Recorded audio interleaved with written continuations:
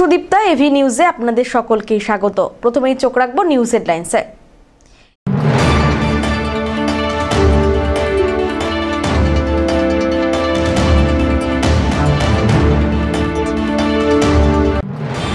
কোচবিহারের পুলিশ সুপারের বিরুদ্ধে মারধরের অভিযোগে চাঞ্চল্য ছড়ালো এলাকায়।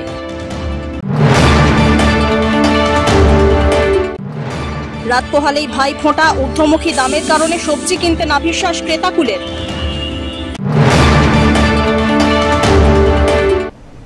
এবার আসছে বিস্তারিত সংবাদে। কোচবিহারে পুলিশ সুপারের বিরুদ্ধে মারধরের অভিযোগে ব্যাপক চাঞ্চল্য ছড়ালো। অভিযোগ, সোমবার রাত্রিবেলায় রেলগুন্ডি এলাকায় পুলিশ সুপারের আবাসনের পাশে কয়েকজন মহিলা আর শিশু দীপাবলির বাজি ফাটাচ্ছিলেন।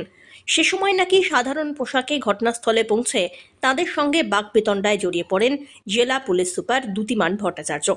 অভিযোগকারীদের দাবি, সেই সময় পুলিশ সুপার মহিলাদের সঙ্গে অশালীন আচরণ করেন আর মারধরও করেন। এতে এক মহিলা আর কয়েকজন শিশু আহত হন, এমনটাই অভিযোগ। এই ঘটনার পর ক্ষুব্ধ মহিলারা গতকাল থানায় গিয়ে অভিযোগ দায়ের করেছেন। স্থানীয় বাসিন্দাদের একাংশের বক্তব্য, একজন উচ্চপদস্থ পুলিশ আধিকারিকের কাছ থেকে এমন আচরণ একেবারেই অভিপ্রেত নয়। তবে এ বিষয়ে প্রতিক্রিয়া জানাতে গিয়ে পুলিশ সুপার দ্যুতিমান ভট্টাচার্য সব অভিযোগ অস্বীকার করেছেন। গতকাল আমরা পুজো শেষে বাচ্চারা বলতেছিল বাজি ফাটাচ্ছে, যেহেতু কালকে দীপাবলি, ঠিক আছে, তো বাচ্চারা নর্মালি বাজি ফাটাচ্ছে। আমরা ওখানে দাঁড়িয়ে দেখছি, ঠিক আছে। আমার হাজবেন্ড নিজে দাঁড়িয়েছিল বাচ্চারা যাতে কোনোভাবে বোম মিসপ্লেস না করতে পারে বা কারোর কোনো ড্যামেজ না হয়, ঠিক আছে।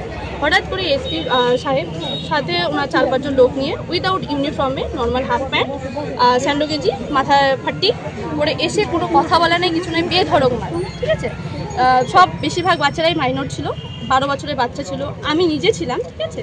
আমার কথা হচ্ছে যে ওনার যদি কোনো প্রবলেম হচ্ছে তো উনি এসে কথা বলবেন, না কি উনি লাঠিচার্জ করবেন। লাঠিচার্জ করার রাইটসটা উনি কোথায় পেলেন? আর উইদাউট ইউনিফর্ম, উইদাউট লেডি কনস্টেবলে উনি কী করে আমাকে গায়ে হাত দেবেন? আমি তো একজন মহিলা মানুষ না, আমি ওখানে কিছু করছিলাম, আমি জাস্ট বোম ফাটানো দেখছিলাম ওখানে দাঁড়িয়ে দাঁড়িয়ে, ঠিক আছে।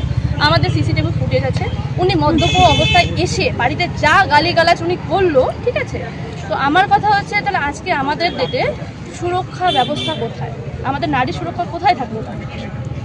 দিদি, ঠিক কখন এই ঘটনাটা ঘটেছিল, কটার সময়? এই 12:15 12:30 নাগাদ। ওনার থেকে বলা হচ্ছে এসপি অফিস থেকে যে বারবার আপনাদেরকে নিয়ে একাধিকবার বলা হয়েছিল। কোনো কেউ নেই, সবাই ছিল, সাক্ষী ছিল, ঠিক আছে। আমার কথা হচ্ছে সাক্ষী ছিল, এই যে ওনারাও তো ছিলেন। যদি আমাদেরকে ডাকা হতো বা বলা হতো তাহলে আমরা কেন শুনতাম না? উনি কি গেছিলেন এর আগে? উনি কি সামনে গেছিলেন বা কাউকে পাঠিয়েছিলেন যে তোমরা এই করো না বা এই করো না? কেউ বলেছেন? কোনো প্রুফ আছে? আমাদের কাছে সিসিটিভি ফুটেজ আছে, আমরা এভিডেন্স নিয়ে কথা বলি।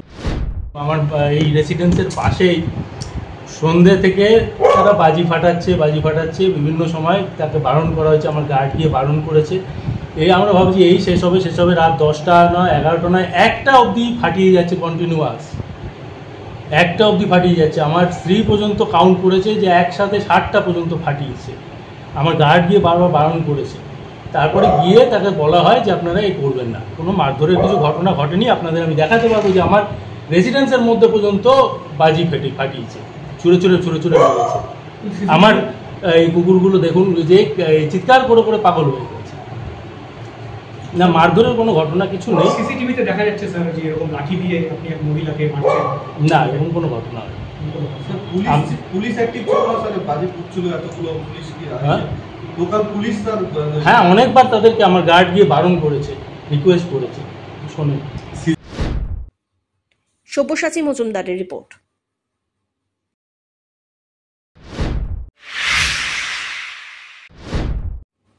ছ্যাঁকা দিচ্ছে সবজি, মহার্ঘ লাউ, বাজার করতে পকেটে টান ছট ব্রতীদের। এদিকে রাত পোহালেই ভাইফোঁটা, জলপাইগুড়িতে সবজির বাজার ঘুরে হাত পুড়ছে সাধারণ ক্রেতাদের। বিক্রেতাদের দাবি, বন্যার কারণে যোগানে টান পড়েছে সবজির, সেই কারণে বাজার দর এমন ঊর্ধ্বমুখী। ছট ব্রতীদের অন্যতম সবজি লাউ। অন্যান্য বছর যেই লাউ 20 বা 30 টাকার বিনিময়ে পাওয়া যেত, তার ন্যূনতম দাম এবার 60 টাকা। ফুলকপি 80 থেকে 100 টাকা, বাঁধাকপি 40 থেকে 50 টাকায় বিকোচ্ছে। অন্যদিকে শিম 100 টাকা কিলো, করলা 60 টাকা, গাজর 80 টাকা, বিনস 100 টাকা, মূলো 40 টাকা, শসা 40 টাকা, পটল 60 টাকা, ঝিঙে বিকোচ্ছে 70 টাকা কেজি দরে। যা অন্যান্য বছরের তুলনায় অনেকটাই বেশি, এমনটাই দাবি ক্রেতাদের। আর তাদের এই কথা মেনে নিচ্ছেন বিক্রেতারাও। না, আশানুরূপ নয়। তার কারণটা হচ্ছে বিগত বছরগুলো তো ভাইফোঁটার বাজার করে এসছে, আমাদের তো এটাই বাজার। তো ভাইফোঁটার আগে এখন অগ্নিমূল্য জিনিসের সবজিতে হাত দেওয়া যাচ্ছে না। বুঝতে পারছি না এটা কি বন্যার এফেক্ট কিনা, এটা মনে হচ্ছে আমার। আমরা তো অত বুঝতে পারি না, আমরা শুধু সাধারণ ক্রেতা বাজারে এসে কিনি।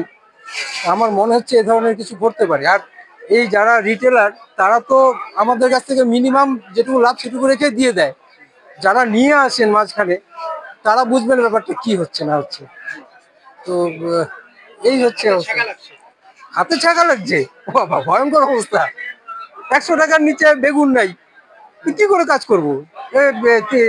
জলপাই কিনলাম, কিনলাম প্রায় 30 টাকা, 100 টাকা করে, 100 টাকা সিম। তারপরে যে জলপাই কিনলাম 120 টাকা করে। এইরকম করে সবই যদি বেশি হয় তাহলে আমরা তো মধ্যবিত্ত, নিম্ন মধ্যবিত্ত পরিবারের লোকজন, সীমিত আয়, আমাদের পক্ষে তো বাজার করে বেঁচে থাকাই মুশকিল হয়ে যাচ্ছে।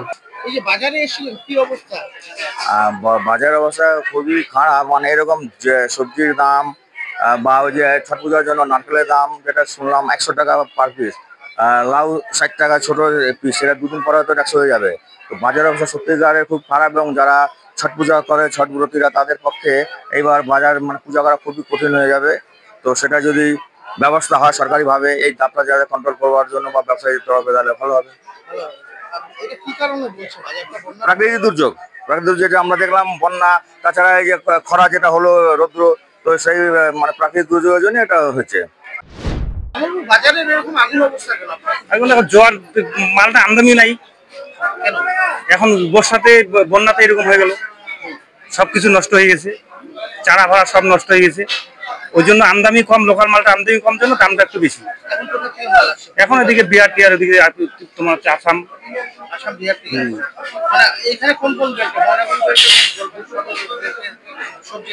এখন সবজি এইগুলা পটল মটল এগুলা লোকাল মালে এইদিকে ময়নাগুড়ির দিকে হয়। আর ফুলকপি টুলকপি সব বাইরের থেকে আসতেছে। হ্যাঁ, সব বন্যাতেই শেষ। পিনাকি শীলের রিপোর্ট।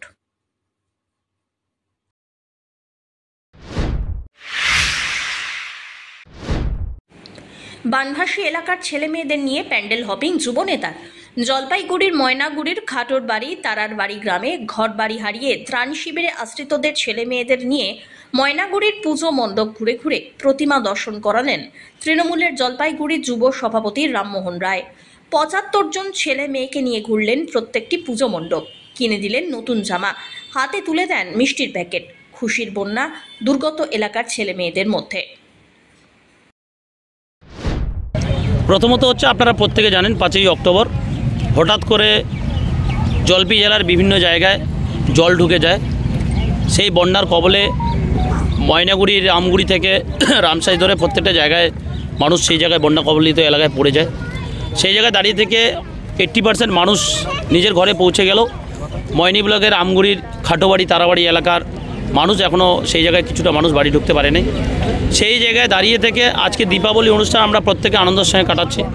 কিন্তু সেই জায়গায় দাঁড়িয়ে থেকে সেই এলাকার সন্তানরা, সেই এলাকার ছোট ভাই বোনরা, সেই এলাকার মায়েরা, তারা কিন্তু অন্ধকারে থাকছে। তার কথা চিন্তা করে আমরা গত দীপাবলির দিন সেখানে গিয়ে তাদের সঙ্গে আলোর উৎসবে আমরা ভাগ করে নিতে পেরেছি। আজকের দিন বিশেষ করে যখন আমি আমার নিজের মেয়েকে নিয়েও আসছি, সেই এলাকার বাচ্চাটা প্রত্যেকবারে সেই বাবা মার হাত ধরে হয়তো তারা দুর্গাপুজো বলেন, কালী পুজো বলেন, যে কোনো পুজো তারা সুন্দরভাবে বাড়ির পরিবারের সঙ্গে কাটায়। কিন্তু এবার হঠাৎ করে বন্যা এলাকার জন্য তারা সেই পুজোর আমেজটা বা পুজোর সেই অনুষ্ঠানে অংশগ্রহণ করতে পারছে না, পুজো পরিক্রমা করতে পারছে না। তাদের কথা চিন্তা করে আমাদের মাননীয় মুখ্যমন্ত্রী অর্থাৎ আমাদের মানবদরদী জনদরদী জননেত্রী মমতা বন্দ্যোপাধ্যায়ের নির্দেশে ও জননেতা অধিনায়ক সেনাপতি আমাদের প্রাণপ্রিয় সাংসদ অভিষেক বন্দ্যোপাধ্যায়ের নির্দেশে আমরা জলপাইগুড়ি জেলা তৃণমূল যুব কংগ্রেসের পক্ষ থেকে আমাদের টিম, আমরা সেই আমাদের ছোট ভাই বোনদের নিয়ে আমরা বিশেষ করে আজকে পুজো পরিক্রমার একটা ছোট্ট প্রয়াসের আয়োজন করেছি। সেই কোথা থেকে আসছো? খাটোবাড়ি। খাটোবাড়ি।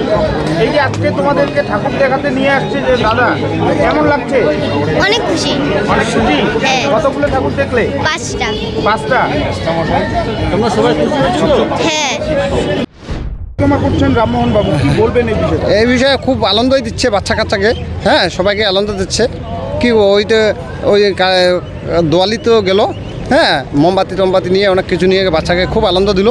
আজকেও তো খুব আনন্দ দিচ্ছে, বাচ্চাগুলো খুব খুশি। আমরা মনে যে বাড়ির গার্জিয়ানরাও খুশি, যে তো ভাঙা বাড়িতে নই, যে রাস্তায় বসবাস করি, খুব খুশিতে আছি সবাই। কী করবো এখন সবাই বাচ্চাগুলো নিয়ে এসে, সব বাচ্চাগুলোর দায়িত্ব নিয়ে, এত বড় একটা দায়িত্ব নিয়ে ওরা নিয়ে এসছে।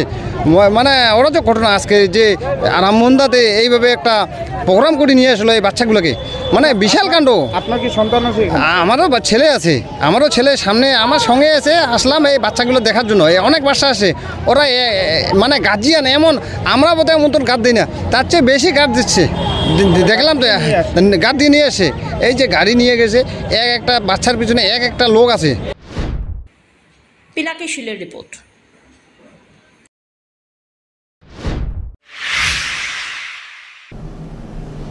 নিয়ে নিচ্ছে ছোট্ট একটি বিরতি, ফিরে আসছি বিরতির পর, সঙ্গে থাকুন।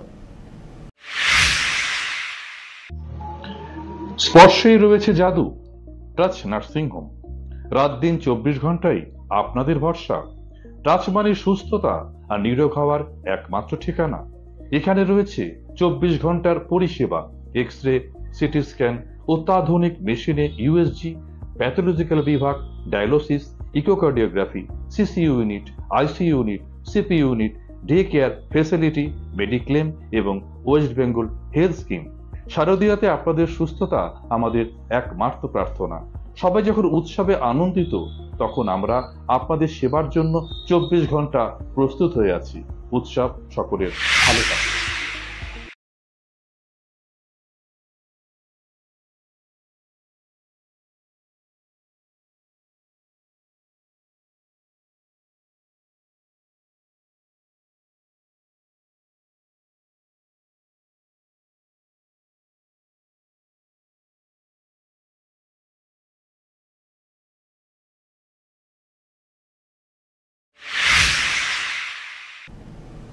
ফিরে এলাম বিরতির পর।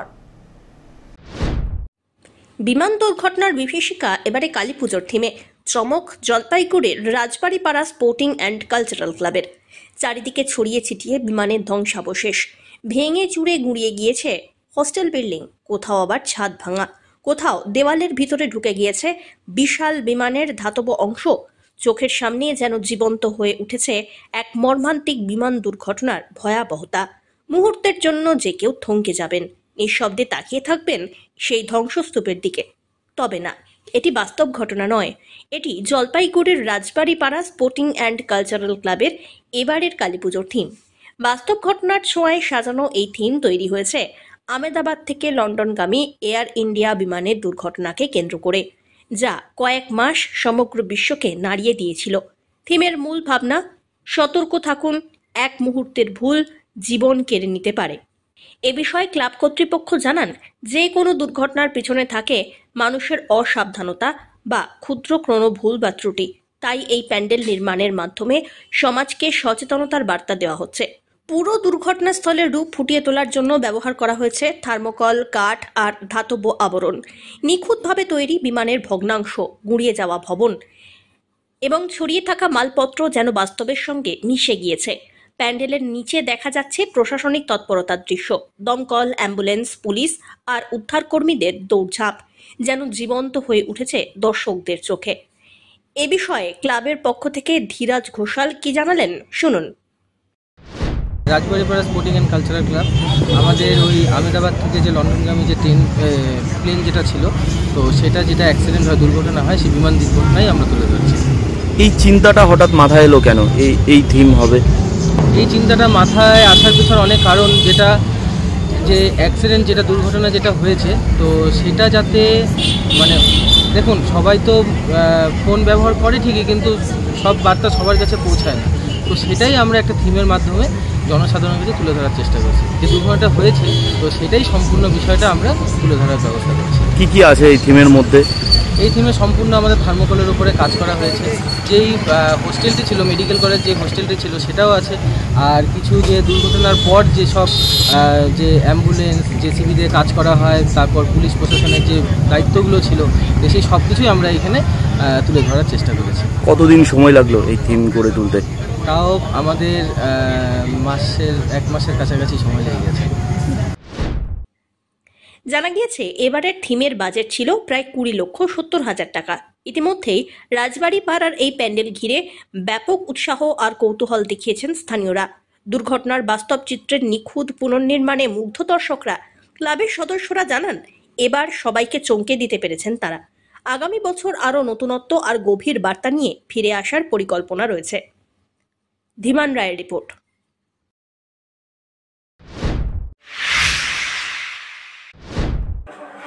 ট্রেনে কাটা পড়ে মৃত্যু, চাঞ্চল্য এলাকায়। মর্মান্তিক দুর্ঘটনায় মৃত্যু হলো এক ব্যক্তির।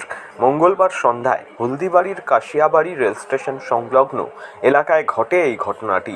প্রত্যক্ষদর্শীদের বর্ণনা অনুযায়ী ওই সময় হলদিবাড়ি থেকে শিয়ালদাগামী দার্জিলিং মেল ওই পথে যাচ্ছিল। সেই সময় ট্রেনের নিচে কাটা পড়ে মৃত্যু হয় স্থানীয় বাসিন্দা গোপাল বেপারীর, বয়স প্রায় 40। স্থানীয় সূত্রে জানা গিয়েছে, গোপাল কানে হেডফোন লাগিয়ে একা রেল লাইনের ওপর বসেছিলেন। সম্ভবত ট্রেনের শব্দ তিনি শুনতে পাননি। আচমকাই দার্জিলিং মেল এসে তাকে ধাক্কা মারে। ঘটনাস্থলেই তার মৃত্যু হয়। ট্রেনের ধাক্কায় তার দেহ ছিন্ন ভিন্ন হয়ে যায়। ঘটনার খবর পেয়ে দ্রুত ঘটনাস্থলে পৌঁছায় রেল পুলিশ। তারা মৃতদেহ উদ্ধার করে ময়নাতদন্তের জন্য পাঠায়। ঘটনার পর এলাকায় নেমে আসে শোকের ছায়া। রেল পুলিশ ঘটনার তদন্ত শুরু করেছে। স্থানীয় বাসিন্দারা জানিয়েছেন, স্টেশন এলাকার আশেপাশে প্রায়ই মানুষজন রেল লাইনের পাশে বসে হাঁটাচলা করেন। তাই তারা রেল কর্তৃপক্ষ ও স্থানীয় প্রশাসনের কাছে এই বিষয়ে সতর্কতামূলক ব্যবস্থা নেওয়ার অনুরোধ জানিয়েছেন। আমি অ্যাকচুয়ালি দোকানে বসেছিলাম, ওখান থেকে লক্ষ্য করলাম যখন ট্রেনটা আসতেছিল, ট্রেনের তো হেডলাইট তো মানে আলোতে আমি দেখলাম যে রেল লাইনের মধ্যে গিয়ে বসেছিল। যখন বসেছিল আমি দেখলাম ট্রেনটা যখন আসছে তখন ও উঠার চেষ্টা করছিল। আমি ভাবলাম কোরিডোরে গেছে, তো আমরা যাই লাইট নিয়ে আমি একটা দাদুকে বললাম যে ওখানে কে পড়ে গেল না কি হলো, যাই চেক করে আসে দেখি ওখানে একজন রেল লাইনের উপর পড়ে গেছে, মানে একটু দূরে ছিটকে গেছে। ওনার নাম কি? আমার নাম সুমন। না, ওনার নাম কি? ওনার নাম তো গোপাল। বাড়ি কোথায় ওনার? ওনার পাশেই। বললাম উনি কি কানে হেডফোন লাগানো ছিল? না, ওটা বলতে পারলাম না, দূর থেকে অত লক্ষ্য করা যাবে না। আচ্ছা, দূরে ছিলাম। একাই ছিল উনি? ও একাই ছিল, বসেছিল রেল লাইনে। যখন ট্রেন আসে তখন শুধু উঠলো, আমি ওটা ট্রেনে যে হেডলাইট রয়েছে তো সেটার আলোতে আমি দেখতে পাইলাম। আশপাশে কেউ ছিল না? আশপাশে সেটা তো আমি ডাইরেক্ট না, অতটা আমি লক্ষ্য করি নাই। আমি ডাইরেক্ট লক্ষ্য করলাম যে ট্রেন লাইনে কেউ বসেছিল, আর ওকে রিফ্লেক্ট করছিল। ওর বডি যে কালার ছিল রেড কালার কি পিঙ্ক কালার হবে এরকম। কোন ট্রেন ছিল? হ্যাঁ, কোন ট্রেন ছিল? কোন ট্রেন? এটা তো দার্জিলিং ছিল, শিয়ালদার উদ্দেশ্যে যেতে যায়।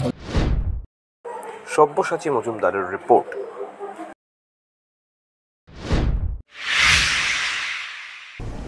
শেষ করবার আগে নিউজ হেডলাইন্স আরো একবার।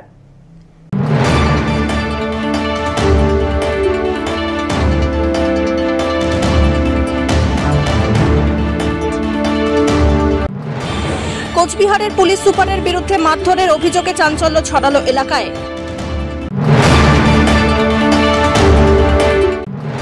রাত পোহালেই ভাই ফোঁটা, ঊর্ধ্বমুখী দামের কারণে সবজি কিনতে নাভিশ্বাস ক্রেতাকুলের।